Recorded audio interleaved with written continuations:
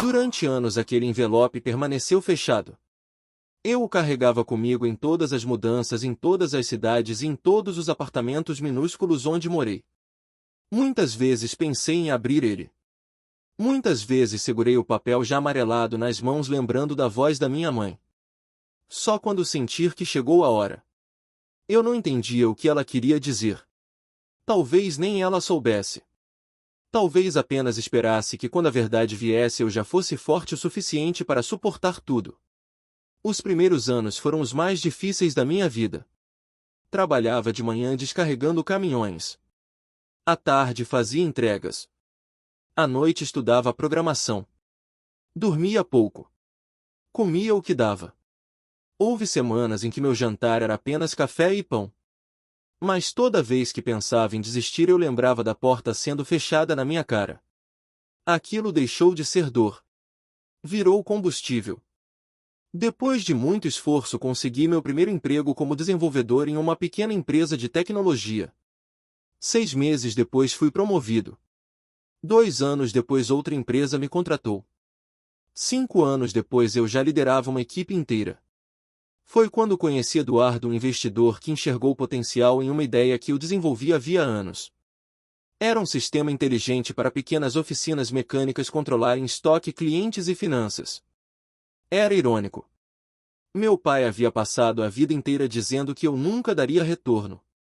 E justamente uma oficina inspirava o projeto que mudaria minha vida. Lançamos a plataforma. Nos primeiros meses quase ninguém acreditou. Depois vieram dezenas de clientes. Centenas. Milhares. Em menos de 3 anos a empresa já atendia oficinas em todo o país. Quando uma multinacional fez uma proposta de compra eu quase não conseguia acreditar no número escrito no contrato. Minha parte ultrapassava 50 milhões de reais. Fechei os olhos. A primeira pessoa em quem pensei foi minha mãe. Peguei o telefone. O número dela não existia mais. Foi então que resolvi voltar para minha cidade. Pela primeira vez em 8 anos. Nada havia mudado. As mesmas ruas. As mesmas árvores. As mesmas pessoas nas calçadas. Mas a oficina do meu pai estava irreconhecível. As portas estavam enferrujadas. O letreiro estava quebrado. Havia poucos carros. O prédio parecia ter envelhecido décadas. Entrei devagar. Meu pai demorou alguns segundos para me reconhecer. Estava muito diferente. Os cabelos completamente brancos. As costas curvadas. As mãos que antes transmitiam força agora tremiam levemente. Ele me encarou em silêncio. Gabriel. Foi a primeira vez que ouvi meu nome sair da boca dele sem dureza. Olhei ao redor. Onde está o Lucas? Meu pai abaixou a cabeça. Foi embora. Descobri que depois de consumir praticamente todo o patrimônio da família Lucas havia feito novos empréstimos usando documentos do próprio pai. Quando as dívidas apareceram, simplesmente desapareceu. Nunca mais voltou. Nunca telefonou. Nunca perguntou pela mãe. Nem pelo pai. Olhei para todos aqueles papéis espalhados sobre a mesa. Ordens judiciais. Cobranças. Execuções. A oficina estava prestes a ser tomada pelo banco. Meu pai parecia 10 anos mais velho do que realmente era. Foi então que fiz a pergunta que carreguei durante quase uma década. E a mãe? Ele demorou para responder. As lágrimas apareceram antes das palavras. Ela morreu 2 anos depois que você foi embora. Senti o mundo desaparecer. Eu ainda alimentava uma esperança infantil de abraçar minha mãe novamente. Mas cheguei tarde. Muito tarde.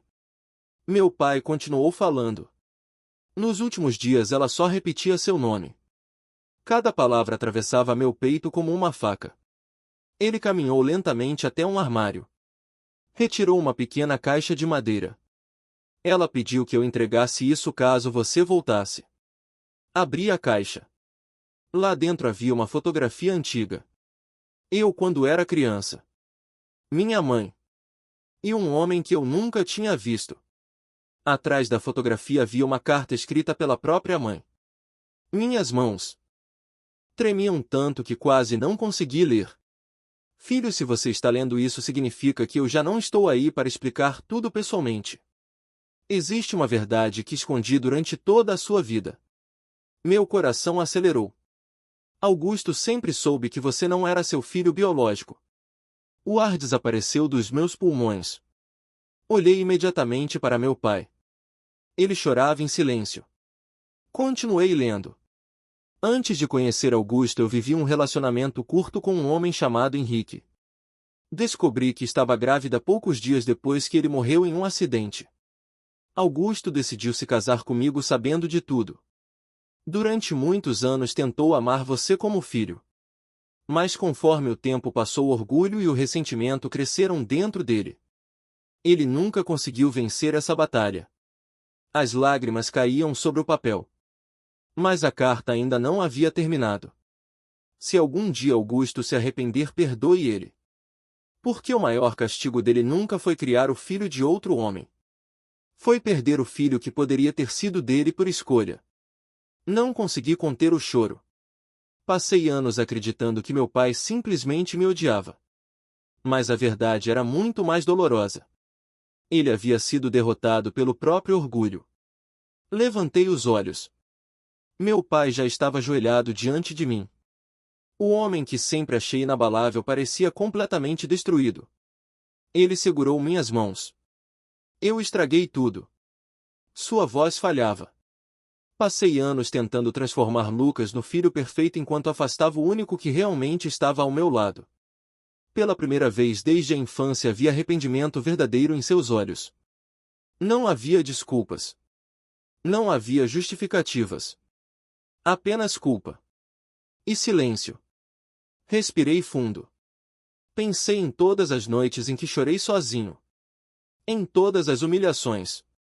Na porta fechada. Nos sonhos interrompidos. Depois lembrei da última frase da minha mãe. Perdoe ele. Ajudei meu pai a se levantar. Ele me abraçou como nunca havia feito em toda a vida. Os dois choraram durante vários minutos. Na semana seguinte quitei todas as dívidas da oficina. Mas não coloquei meu nome no negócio. Entreguei tudo para ele reconstruir com as próprias mãos.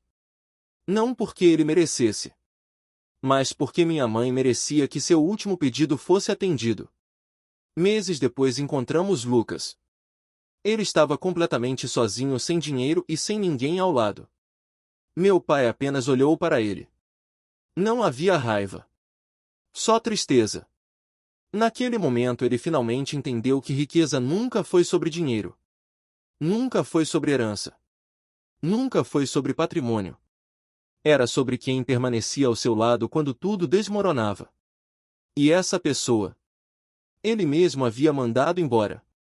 Desde então, sempre que alguém me pergunta qual foi o maior patrimônio que construí, eu respondo sem pensar. Não foram os milhões que ganhei. Foi a capacidade de não permitir que o ódio herdado decidisse o homem que eu escolheria ser.